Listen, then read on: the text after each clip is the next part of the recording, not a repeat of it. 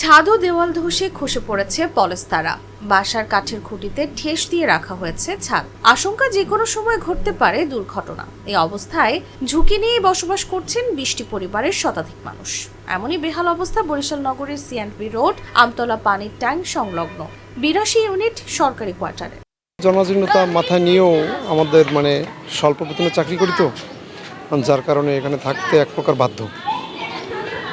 হয়তোবা অন্য কোথাও যদি কোনো সুযোগ সুবিধা মতো জায়গা পাই, আমাদের সরকারি কোনো তরফ থেকে কোনো বাসা তো বরাদ্দও তো আমাদের হয় না,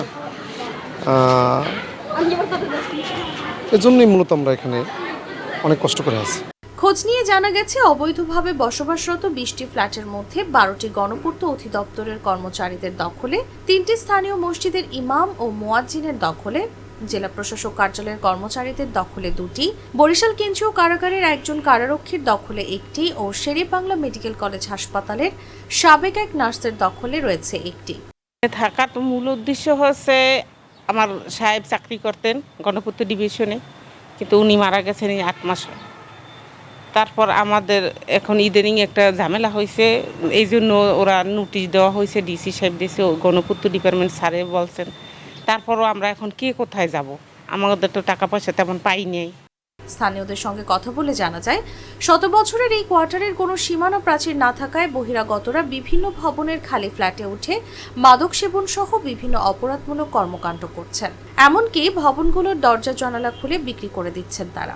বিল্ডিংয়ে ভেঙ্গে সুরিয়া চোরে নিয়ে যায়, ধরিয়া আমরা একবার দিয়েছি, ধরার পরে পিডব্লিউডি বলছে যে আপনারা বাদী হইয়া কেস করেন, আমরা হব না। আমরা বেতন কম, আমাদের আমরা ছোট কর্মচারী, যার জন্য আমরা এখানে থাকার কারণে এই জন্য মেরামত করার কয়েকবার চিঠি দিয়েছি। আগে যখন আমরা বাসা ভাড়া কাটতাম তখন চিঠি দিয়েছি, সে সময় কোনো কাজ হয় না। এখন এখানে কন্ডম ডিক্লেয়ার করার পর আমরা বাসা ভাড়া দেই না, আমরা ঝুঁকি নিয়ে থাকি এখানে। ভবনের গায়ে গণপূর্ত অধিদপ্তর থেকে ঝোলানো সতর্ক বাণীতে লেখা, ভবনগুলো বসবাসের অনুপযোগী। এখানে অবৈধভাবে বসবাসরত সকল ফ্ল্যাট খালি করার নির্দেশ প্রদান করা হলো। তা আমরা আলোচনা করেছি যে ওখানে যে ঝুঁকিপূর্ণ ভবনগুলো আছে, এই ভবনগুলো থেকে দ্রুত যারা ওখানে অবৈধভাবে বসবাস করতেছে তাদেরকে উচ্ছেদের জন্য আমরা নোটিশ করেছি। এবং তারা এই নোটিশ পাওয়ার পরে আমরা একটা অভিযান পরিচালনা করেছিলাম, তাতে বিদ্যুতের লাইন এবং পানির লাইন আমরা সংযোগ অলরেডি বিচ্ছিন্ন করা হয়েছে। পরবর্তীতে তারা মানবিক দৃষ্টিকোণ বিবেচনা করে বলতেছে যে সামনে তাদের ছেলেমেয়েদের পরীক্ষা আছে, অন্তত ডিসেম্বর মাস পর্যন্ত সময় চাইছে। কিন্তু আমি বলছি যে আইনগত এটার কোনো সুযোগ নাই এখানে থাকার। কিন্তু তারপরও যেহেতু মানবিক বিষয়, আমরা বলছি যে আমরা একটা সময় দিচ্ছি, আবার একটা চিঠি দিব যে আগামী 10 দিন বা 15 দিনের মধ্যে উচ্ছেদ অভিযান পরিচালনা করা হবে।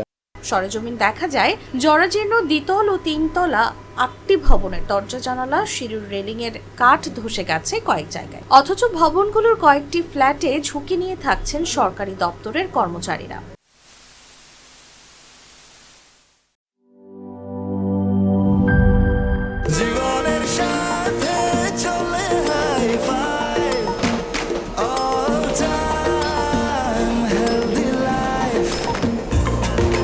জার্নিতে স্বাস্থ্যকর all time family cake, all time healthy life.